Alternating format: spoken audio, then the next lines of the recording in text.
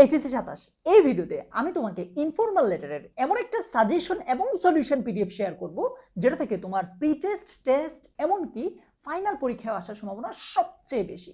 So মনোযোগ দিয়ে ভিডিওটা শুরু থেকে একদম শেষ পর্যন্ত দেখো। এটা তোমার ইনফর্মাল লেটারের প্রেশারটা অনেকাংশে কমিয়ে দিবে। সো তোমাকে প্রথম যে ইনফর্মাল লেটারটা জানতেই হবে। দেখবা যে এটা এগুলো থেকে অনেক প্রশ্ন দেখবা যে তোমার ইয়ার ফাইনালেও কমন পড়ে গেছে, ঠিক আছে? দ্যাট মিনস আসলে ইম্পর্টেন্ট। তোমাকে প্রথম যে ইনফর্মাল লেটারটা জানতে হবে সেটা হচ্ছে write a letter to your friend thanking her অথবা him for nice birthday gift. তোমাকে চমৎকার একটা বার্থডে গিফট দিয়েছে, এটার জন্য ধন্যবাদ জানিয়ে একটা লেটার লিখো। তারপর হইতে পারে যে তুমি তোমার বন্ধুকে কিংবা তোমার ছোট ভাই বোনকে একটা লেটার লিখো about the benefits of reading newspaper পড়ার যে বেনিফিট আছে, সুযোগ সুবিধা আছে, সেটা রেগুলার নিউজপেপার পড়ার বেনিফিট দিয়ে একটা ইনফর্মাল লেটার লিখতে বলতে পারে, মানে লেটার লিখতে বলতে পারে। তারপর তোমার ভাই বা বোনকে কিংবা তোমার বন্ধুকে একটা লেটার লিখো যেখানে মূলত তাকে এই উপদেশটা দেওয়া হবে, এই পরামর্শটা দেওয়া হবে যাতে করে not to share fake or baseless news on social media account. কি একটু জটিল লাগছে? চিন্তা করো না, আমি না তোমাকে মানে সাজেশন পিডিএফ এর এই যে মানে সাজেশনটা আছে এটার সলিউশন পিডিএফ দিব, সো ভয় পায় না। সো সোশ্যাল মিডিয়াতে যাতে করে ফেক নিউজ শেয়ার না করে। তারপর তোমার right a letter to your friend telling him about your plan after the HSC exam. HSC এক্সামের পরে তোমার প্ল্যান কি সেটা নিয়ে একটা লেটার লিখতে বলতে পারে।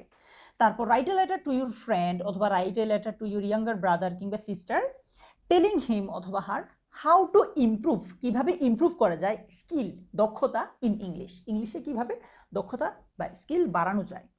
How to B competent in English, কিভাবে ইংলিশে কম্পিটেন্ট হওয়া যায়, অথবা about the importance of learning English, ইংরেজি শেখার গুরুত্ব, এগুলোর কোনো একটা চলে আসতে পারে।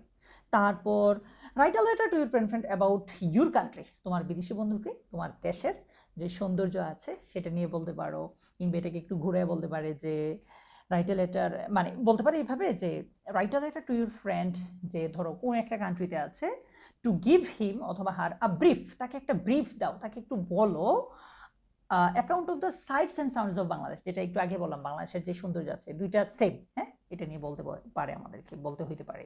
তারপর write a letter showing sympathy two your friend, তোমার বন্ধুকে সিম্পেথি জানাবা। কেন?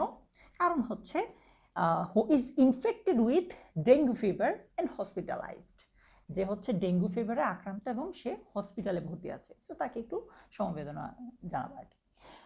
তারপর your father sent you a letter warning you not to waste valuable time using social media অথবা Facebook. Now write a letter to the letter, তোমার বাবা তোমাকে একটা চিঠি লিখেছিল যে তুমি যাতে সোশ্যাল মিডিয়াতে কিংবা ফেসবুকে সময় অপচয় না করো, সো ওই চিঠির রিপ্লাই দিতে বলতে পারে।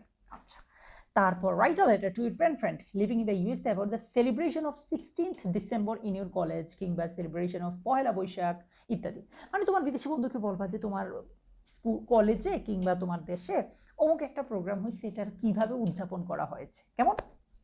তারপর write a letter to your friend asking him to return the book borrowed from you, তোমার একটা বন্ধু তোমার কাছে বই নিয়ে গেছে বাট দিচ্ছে না, তাকে একটা লেটার লিখো, চিঠি লিখো যে তোমাকে যেন লেটারটা লিখে দেয়, আর সরি বইটা ফেরত দিয়ে দেয়।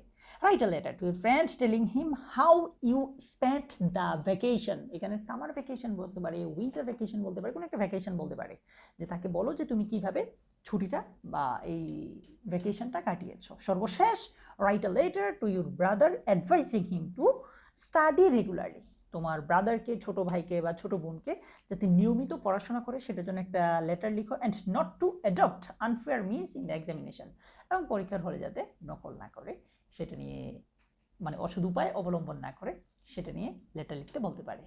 সো একটু বড় হয়ে গেছে ভিডিওটা, বাট এগুলো হচ্ছে তোমার সাজেশন, মানে ইনফর্মাল লেটারের জন্য খুব ইম্পর্ট্যান্ট। আবারও বলছি, এগুলো তোমার অনেক, মানে হয়তো অর্ধবার্ষিক বা বার্ষিক পরীক্ষা অলরেডি চলে আসছে, ইয়ার ফাইনালে চলে আসছে, সো এগুলো তোমার প্রি টেস্ট টেস্ট ফাইনালের জন্য খুব বেশি ইম্পর্ট্যান্ট।